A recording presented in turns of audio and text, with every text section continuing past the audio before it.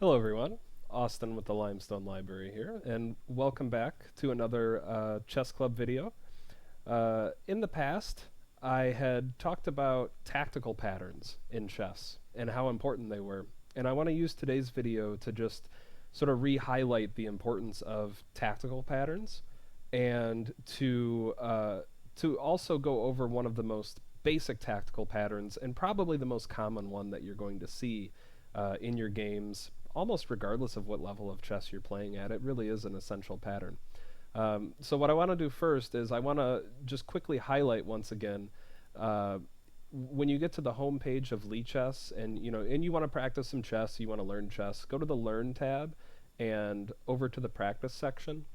And after you watch this video and you want to practice more tactical patterns, uh, you can do all of your different checkmates in this first section, and then some basic tactics in the second section.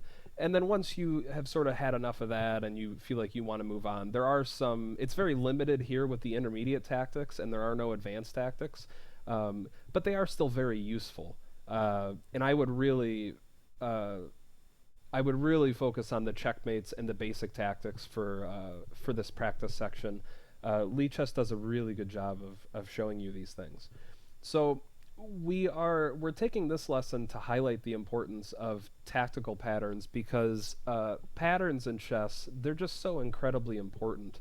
And if you learn all of the different kinds of patterns and what I like to call these pattern skeletons, you will then be able to recall that pattern skeleton and then apply it to a more complicated position, as long as you can recognize that skeleton in the more complicated position. So what the heck do I mean by that? Here's an example, and we had looked at this specific puzzle in a past video, and I had sort of laughed when I saw it because just about everyone who plays a good amount of tournament chess, they've seen either this puzzle before, this exact position, and if they haven't, they've definitely seen this pattern. This pattern is a smothered checkmate, and to the untrained eye, it looks really complicated. It looks like it could be a difficult puzzle to solve. A 6-move checkmate is definitely, that's definitely a long calculation for anyone to do, but just a moderately, I guess, an intermediate level tournament player, they'll be able to look at this and they'll know the solution within, just a couple seconds. And that isn't it sounds extraordinary. It really isn't anything extraordinary. It just goes to show how, well, number one, how important patterns are, which I'm going to continue to stress, but number two, how effective it can be when you study patterns and how quickly you can use those patterns to improve your play.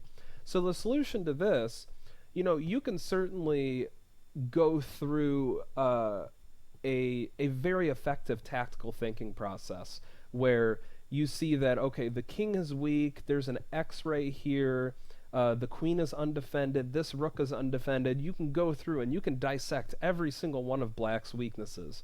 And then you can look at tempo moves to attack these weaknesses. And you can say, well, every single knight move is a check, so it's probably going to be a knight move. And you can brute force calculate, and probably someone who's very gifted at calculating will eventually get this problem. I've had a couple students, maybe one or two, I would say, figure out a problem like this without any help, without having seen it before. And I've had a lot of students in the past. It does not happen often. So really what you want to do is you want to have seen this before. And if you've seen it before, you'll know that the solution is knight c5 check, and they'll throw their queen in front because it's a computer and it does delay it one more move. And then, okay, so then you get to this position, so you want to continue the checks and then play this double check, and they have to go there. If they go here, then that's a quick mate. And then you can play this move, they'll take your queen, and you can finish with a gorgeous knight d7 for a smothered mate. Now, all of that is very simple, like I said, if you've seen the pattern before. So, how many patterns are there in chess? I mean, truth is, there's dozens. But it's not as many as you would think. You would think that there would be thousands of different patterns. And technically speaking, maybe there is. But as far as patterns that you really need to know to become a good chess player, it really is just dozens. It's extremely manageable for someone who's dedicated and does a lot of practice. So the pattern that we're going to look at first today is forks.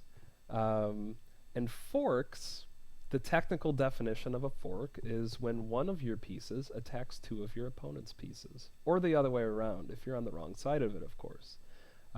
This is the most common type of tactic. I would venture to guess. I guess other than checkmating patterns, because there is normally a checkmate to end almost every game. But as far as patterns that win material, forks are extremely common. Now, with all of these puzzles, I want you guys to remember that you're not going to be looking for a move that, I guess, just simply improves your position. We want a knockout move. When we're looking for a tactic, or if we think that we might see a tactic in our games because our opponent has multiple weaknesses, then we want to look for moves that either win material, promote a pawn, or checkmate the king. And these moves are going to be, or I guess force a draw if you're losing. That would be another instance. And there might be others, but those are the most common ones. And these are the moves that you want to look for when you're doing these puzzles. And again, if your opponent has multiple weaknesses.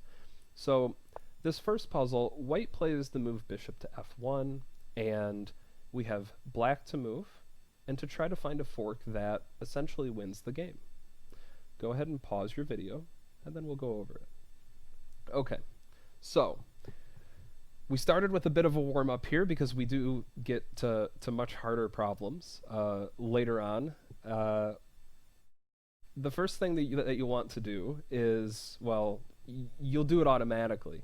If you've seen a pattern similar to this before, your brain's just going to automatically pull from your pattern database, if you want to call it that, and you might just see this move instantly. If you're a very strong chess player, there's a good chance that your move's instant.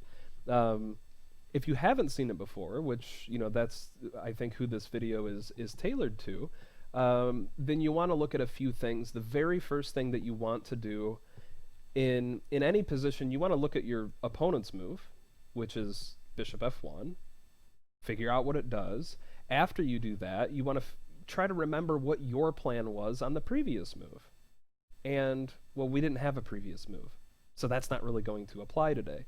So then the next thing that we would do is look at our opponent's weaknesses.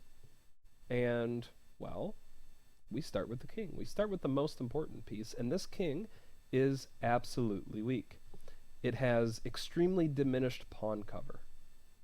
And it also has a lot of black pieces around it. So if I were white, I would be pretty terrified in this position. So we figured out that the king is weak. Well, the queen is also undefended. Well, and the rook's undefended. And the bishop is probably weak too. It's attacked once and only defended once. So white has a lot of weaknesses here. Even if I didn't know the solution, I would bet a good amount of money that there's a tactic if white has 4 weaknesses. I mean, this pawn's undefended too, but that's small potatoes compared to all of these big weaknesses. So, okay, so there might be too many weaknesses, right? I mean, how can we figure out which 2 weaknesses to attack when there's 4 weaknesses? Well, we'll probably want to start with a check. So that automatically gets rid of this move, attacking these 2 weaknesses. And we want to start with a check because if we do this move, our opponent's going to check us, and they're going to come in with the queen, and there is a mate very shortly after that, and we'll lose the game because we didn't start with a check. That's not always the case, but we really do. It's best practice to do that. So we're probably not looking at that move. But okay, back to the weaknesses. Do we really need to worry about the queen here? Well, we're not going to attack the queen with the knight, and our queen is kind of close to the queen. But the problem is, if we attack, let's say the rook and the queen at the same time with our queen, well, they're going to take our queen.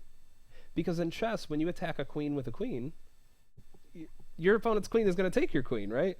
It's the same thing if for some reason our rook was up here, and we went over to attack their rook. Well, if you attack a rook with a rook, your opponent's rook is going to take your rook. So in chess, you are typically attacking pieces with pieces of yours that aren't like that piece. You attack pieces with different pieces. So if you want to attack a rook, knights and bishops are best, to be quite honest. And queens are fine too, and pawns. So in this position, okay, king is weak, rook is weak, we're probably not attacking the queen, so we need a check. Well, there's this check, and there's also this check. So after that huge monologue, which I will not give at the beginning of all of these puzzles, but after that, if you got queen e4 check, taking the rook on the next turn, pat yourself on the back. You got the first one correct. All right, on to the next one. In the next one, white plays queen to a6, and once again, pause your video and see what you got with black to move. All right, so this one I've included quite a few different kinds of forks. So they're not all knight forks, they're not all queen forks, and if they are if some of them are queen forks, you're going to be forking different pieces. So with this one, we can maybe say that the king is a little bit weak, but not so much. I mean, our pieces are all the way over here. I think the king is probably fine. So we'll continue moving on with our weaknesses. The queen is weak. The queen's undefended. The rook's undefended. And the knight's undefended. Well, our only active piece is the queen. So that's probably who we're doing the heavy lifting with. And we're not going to attack a queen with a queen, right? If we come back here and attack the queen, well, or if we do, this attacks the queen and the rook. Well, if we do that, then white's going to take our queen, and then we're going to be really sad. So we're not going to do that. So what about the knight and the rook?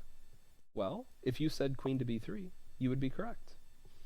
And, well, white can try to complicate things a little bit. They can take the pawn here.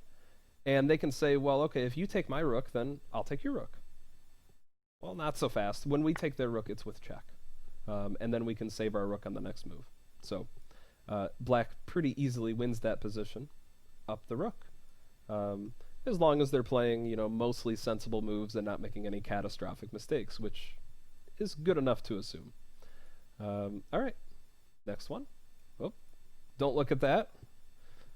We deleted that one. We had a move that may or may not have been the solution, but we will ignore that. White plays pawn takes d6, and this one I like because it looks complicated. It looks like black's pieces aren't really on the best squares. So if you're used to attacking your opponent and being in really strong, dominating positions, this one could be difficult for you. But I think we'll get it just fine with the tactical thinking process that we've been using, the past 2 or 3 puzzles.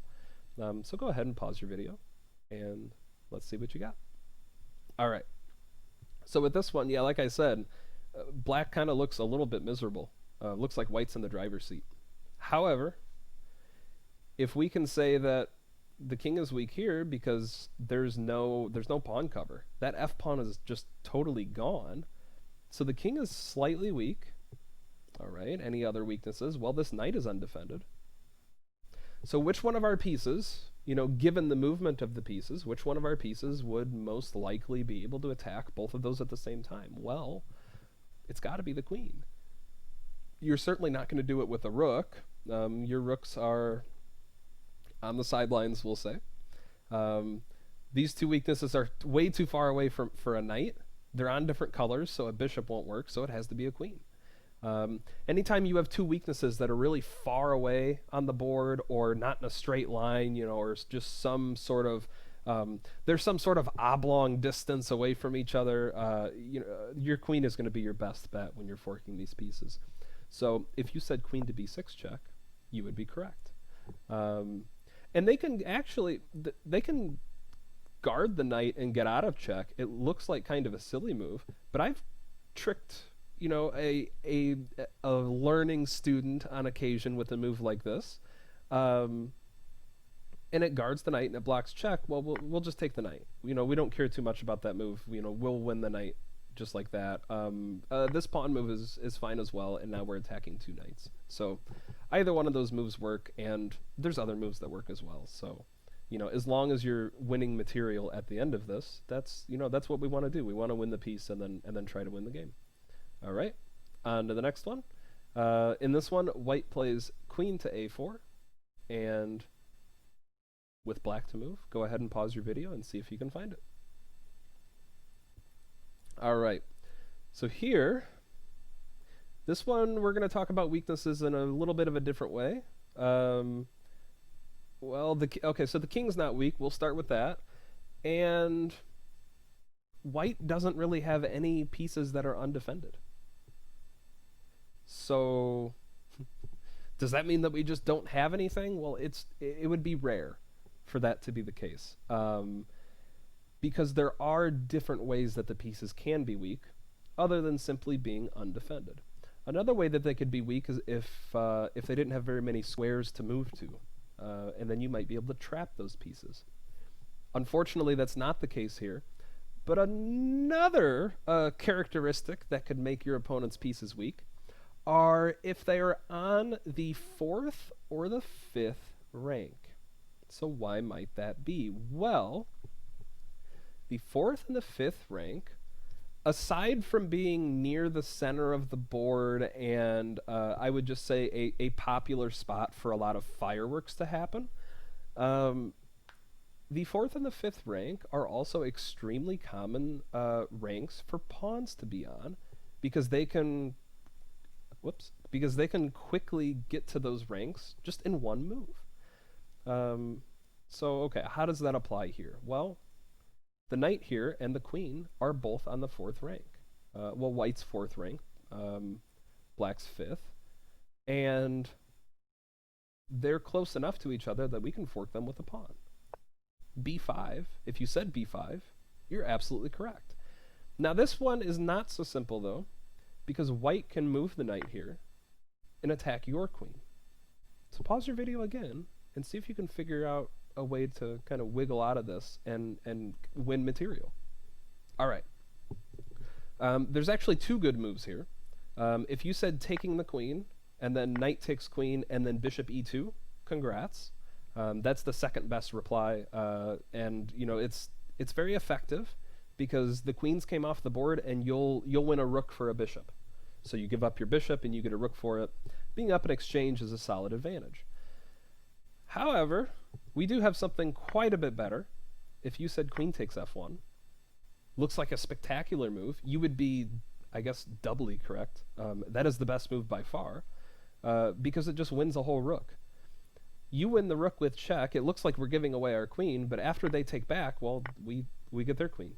And a quick count, 2 bishops each, 1 knight each, but we have 2 rooks to white's 1 rook. So we're up a whole rook. All right, if there's different solutions that you guys have seen for any of these two, feel free to post them in the comments. There is a, let me see. Oh no, I thought there was a notation tutorial on Lichess. I don't think there is. However, I believe I covered how to write chess notation in the very first video, so you'll want to check that out on our YouTube channel. But yeah, if you have a different solution and you're wondering about it in the comments, go ahead and post it, and I'll reply to it, and we'll see if you were right, because there are a lot of solutions to some of these. Certainly not all of them though. Most of them only have one. Of course, the sublines can have quite a bit more. All right, black to move here after king to g1. Pause the video and see if you can get it. All right. This is another more of a, I guess, a positional weakness. Positional being sort of based on where the white's pieces are. The king is absolutely weak. It has extremely diminished pawn cover, and there's two black pieces that are really strong and right next to the king. The queen is undefended as well, and they're also in a line. Rooks move in a line. So if you said queen to g3 check, and then rook g2 followed by rook to e1 check, congratulations, you got it. So that's what I meant. You know, when the king and the queen are lined up like this, and you have an active rook, I would be looking for something like this. You know, you get the rook here. You can also get the rook over here, as long as the king can't take it. Like if it's in a different position where the king can't take it, you know, you put the king in check, the king has the move, and then you can take the queen. If you could also somehow get the rook here where it was guarded, it would be the same thing with the queen being pinned to the king. So there's all different kinds of ways to win the queen when the king and the queen are lined up like that. The same is said for a bishop too when the king and queen are lined up on a diagonal. So these are things to look out for. Now the king, white doesn't have to make that move. They can go here and you'll do the same thing, but they can also go here to defend against this, and you'll simply just take the rook, and you got it. Now, if you said, because I have a hunch, but if you said queen takes here, you would actually be losing the position, but I can see why you might want to go after the pawn. But after queen takes, rook to f2 is a pretty strong move for white, pinning, you know, just like we talked about, the king and the queen lined up on a file or on a rank. You're losing your queen there. Also, if you said rook takes f3, well, white has a funny move with queen takes f3, queen takes, and then rook f2. And a very similar thing here. However, you're not losing. I think this is drawn. Yeah, computer says draw, just all zeros. And this is, you know, if for some reason black played the third best move, which is not a good move at all. And right, so if black plays the correct move, then yeah, it is draws across the board.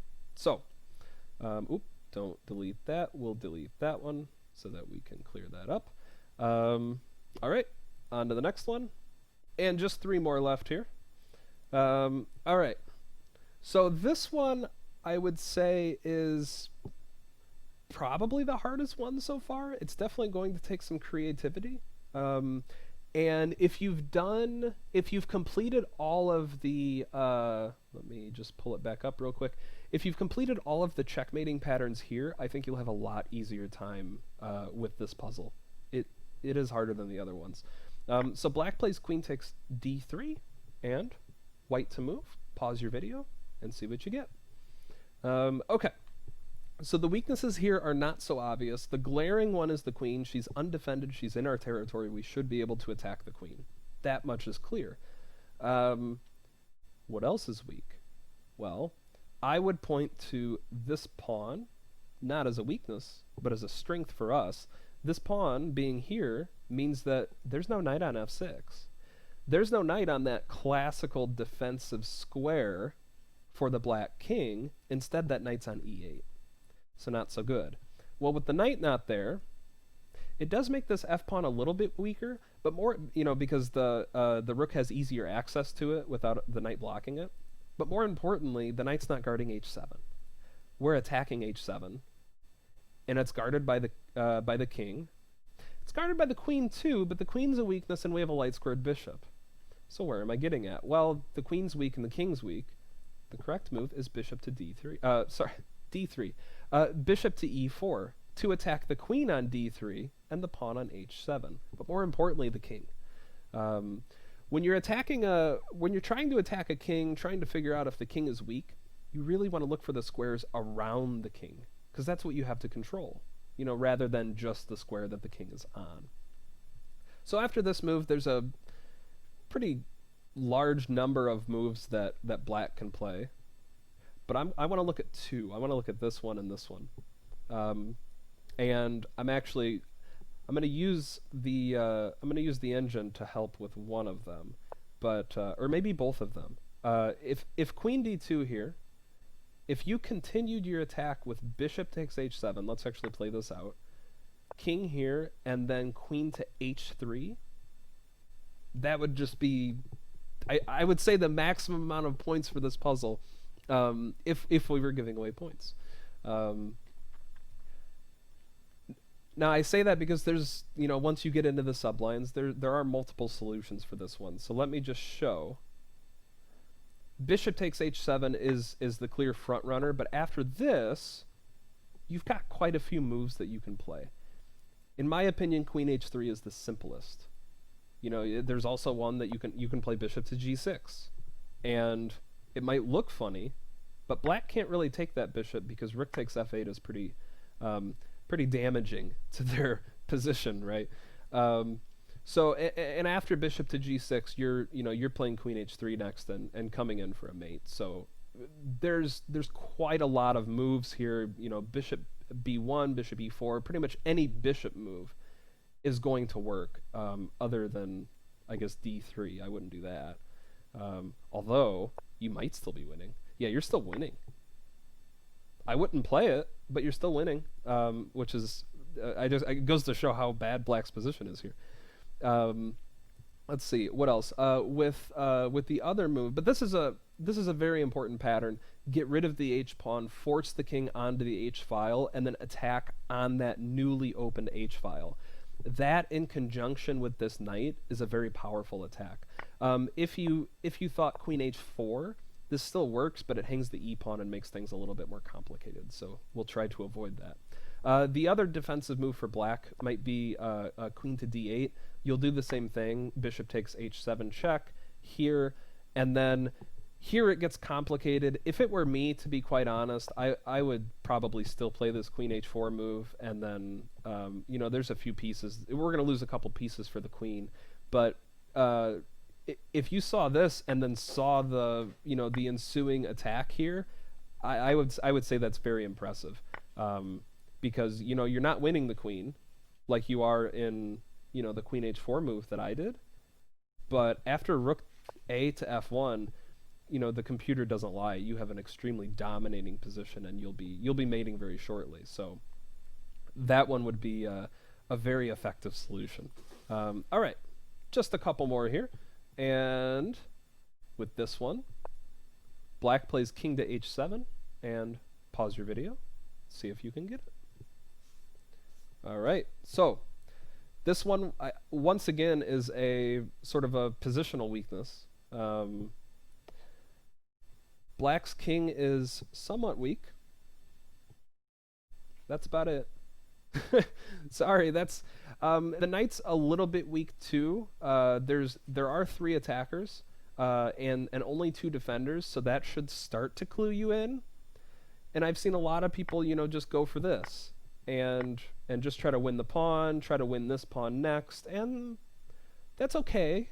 Maybe you're slightly better. It's hard to say. I could definitely see why you could be slightly better, being up a pawn. But your king is a little vulnerable as well, so that could be an unclear position. So really what we want to look for here is, okay, there is this weakness, there's this weakness. But also, every single one of black's pieces are on light squares. We have a light squared bishop, and they don't. This is an important observation, and if you can make observations like this in your own games, they will sometimes lead to tactics like this. Not always. Sometimes they're totally superfluous and harmless, and you don't even, it's not even important, but here it definitely is. Here, the correct move is rook takes e4 first. Giving away the rook, it would seem, for the knight, but then you can take with the bishop, with check, and then pick off the queen as well, and have a very decisive position. That one, there's not really an argument. Very positive number here for white, and should be a routine finish. All right, on to the last one. And the last one, well, I've saved this one for last for a very good reason, because if you've never seen the pattern before, it's extremely hard. Black plays queen to f7, and white to move. Pause your video, see if you can get it. Okay, so for this one, I gotta be honest, weaknesses will not help you here. Or at least it's not immediately obvious. It is another positional weakness. I've included a lot of these in this section of puzzles because I want to show you that, well, it's important to look at your opponent's weaknesses and then look for checks and captures to try to attack more than one weakness. That is the foundation of tactics and finding tactics in your games. However, you have to know your patterns too. Because if you look at this position and just say, okay, well, the king's not weak, it has a lot of defensive pieces around it, the knight's undefended and that's the only weakness, you might pass this position up in a game and just play, just like a normal developing move, something like that. I'm not even sure what you would play. A4, I don't know. If you've seen something like this before, then you'll be on the right track. The correct move here is to play bishop takes d5. Highlighting something that I talked about earlier, the queen and the king are in a line. In a diagonal line. They're lined up diagonally. And I guess we could argue that the king is weak as well because there is no f-pawn. The king does have some depleted pawn cover. The knight is next to the king. But we would have never really said that the queen was weak in this one. So, and I have to apologize here. You wouldn't play a4 here because queen takes f2 is a bit annoying. So you probably wouldn't do that, but certainly queen to e2 would be a move that would defend both of these. And now I'm getting sidetracked because after queen e2, knight takes and then queen takes there. That would not be good. So you wouldn't really do that either. You should really just do the tactic. Bishop takes d5. There's not really a good positional move that I can see other than cashing in on your advantage. This happens a lot in chess. You have a very strong position. If you don't do anything with it, it can turn on you very fast, like we saw. So why does bishop takes d5 work? Well, black has two options. They can ignore it and lose their queen, or they can take the bishop, and they'll lose their queen anyway because of knight to e7 check. Hits the king, and you'll come back and take the queen. And enjoy, once again, thank you, Stockfish, a very superior position, and it should be a routine win. All right. Let me know what you thought about this. I hope that I provided 8 very relevant and different fork patterns. I don't know. You won't see very many other forks in your games. You will, but these are a good solid foundation for just very basic forks. Let me know what you thought. Let me know if you have any other ideas for programming videos or chess videos as well. I'll include my links in the description. And thank you again for watching, and I'll see you later at Summer Reading, June 15th on Monday. Thank you again, and I'll see you later. Bye.